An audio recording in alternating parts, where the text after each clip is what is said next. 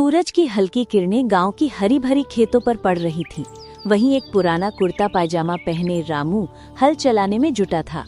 चेहरे पर पसीना था, लेकिन दिल में मेहनत और सच्चाई का जज्बा।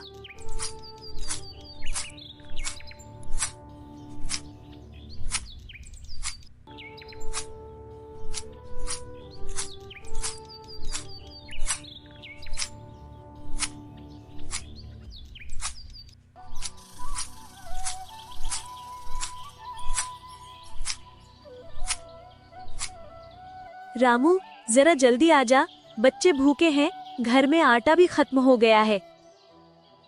हारी गुलाबो, आज काम खत्म करके गांव की मंडी से कुछ लाने की सोचता हूँ, बस थोड़ी देर और।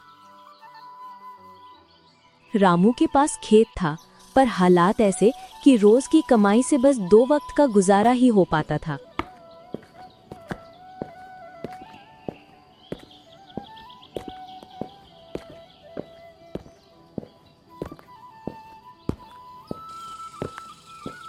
दोपहर के समय रामू अपनी पुरानी साइकिल लेकर मंडी जा रहा था।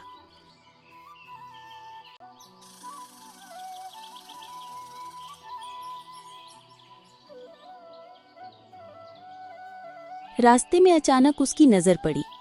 झाड़ियों के पास एक बड़ा सा चमड़े का बैग पड़ा हुआ था। अरे, ये तो कोई पैसों का बैग लगता है। हे भगवान, इतने सारे पैसे, किसका होगा ये? गरीबी ने कई बार उसे तोड़ा था, लेकिन उसकी आत्मा अब भी सच्ची थी। उसने बैग को वहीं छोड़ने के बजाय उठाया और सीधे सरपंच के घर की ओर बढ़ा।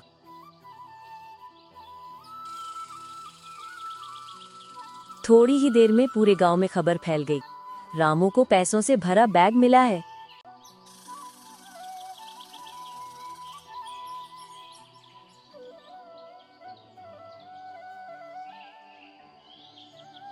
रामू, अगर तुम चाहो तो इन पैसों से हमारा जीवन बदल सकता है।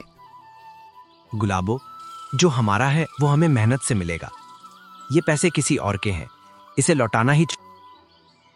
रामू बहुत ईमानदार है, कोई और होता तो भाग जाता।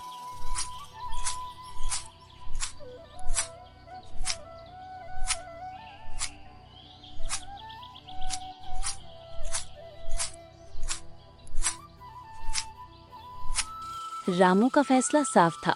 उसने बैग सरपंच को सौंप दिया और कहा, जो भी मालिक हो उसे लौटा देना।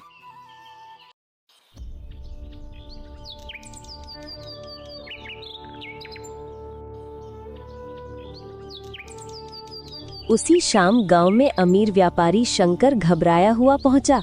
उसने पूरे गांव में आवाज लगाई, किसी ने मेरा पैसों का बैग देखा है क्या? मंडी से लौटते वक्त गिर गया था।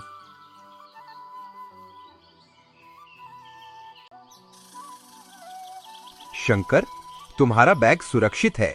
हमारे रामू को मिला था, उसने हमें सौंप दिया। सच में? इतना बड़ा बैग, और इसने लौटा दिया? रामू, तुमने जो किया वो कोई आम इंसान नहीं कर सकता। तुम्हारी ईमानदारी को सलाम।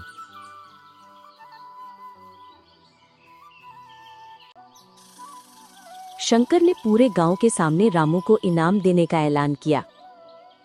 रामू, ये 50,000 रुपए मेरी तरफ से इनाम है, और अगली फसल के लिए बीज और खाद का पूरा इंतजाम मैं करूंगा। रामू की जय हो, ईमानदारी की जय हो।